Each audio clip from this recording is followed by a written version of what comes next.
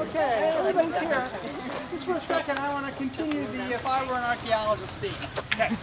So you're being paid enormous amounts of money, and you've excavated this site, and you've got all these things that we've just been discussing, and you're interpreting them, and you're doing the best you can, and you're trying to come up with a valid interpretation of what all this means. And the New York Times calls. It says, Dr. Pogue, I hear that you've excavated a slave quarter at Mount Vernon, and you've got some incredible findings that tell us all sorts of things about George Washington and slavery. In 23 words or less. Could you please tell me what those are? Anybody like to do a shot at that? And they're going to get the 23 words wrong anyway when they... And we're going to go national tomorrow.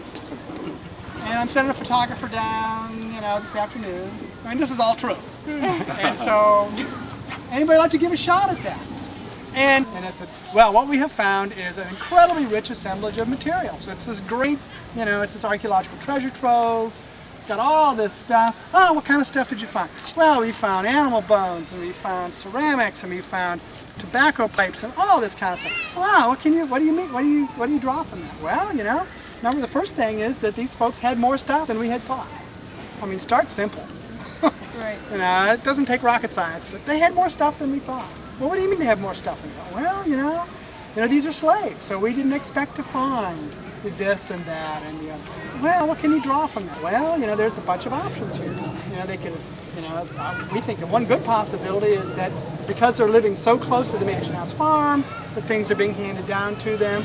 Well, what about stealing them? Well, that's, it's really more of a dialogue, and that this is one of those topics. I mean, we're fortunate. It's a topic that people are very, very interested in. It's a topic that's a hot button, red button item for lots of folks. So you need to be careful, as you're making this portrayal. But stay honest, stay as close to the data as you can. Don't make those big jumps in inference. And frankly, it went fine. We've gotten very little criticism. And I've had people say, well, geez, you're not going to say that George Washington was, an awful slave owner because you worked for them. Okay, you're probably right. I probably am not going to say that. But I can tell you that this is what I honestly believe. And it's up to you to decide, whether you think I'm telling the truth or not. I mean, what can you do?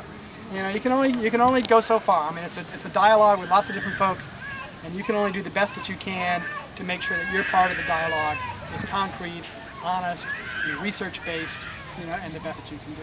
And I'm happy to say that I think that if you do that, people will work with you, and things tend to work out, okay.